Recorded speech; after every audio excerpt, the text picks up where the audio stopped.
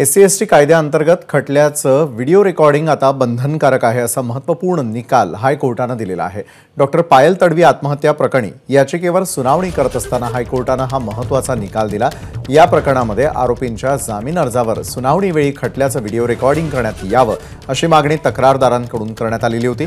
तत्कालीन न्यायमूर्ती दामा नायडूंनी तशी परवानगी दिली होती।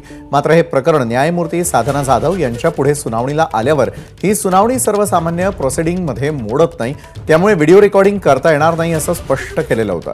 तक्रारदारांनी या विरोधात दाद मागितल्यानं हे प्रकरण मुख्य न्यायमूर्ती देवेंद्र कुमार उपाध्याय आणि न्यायमूर्ती कोतवाल यांच्या खंडपीठाकडे आलेलं होतं। या खंडपीठानं हा महत्त्वपूर्ण निकाल दिलाय।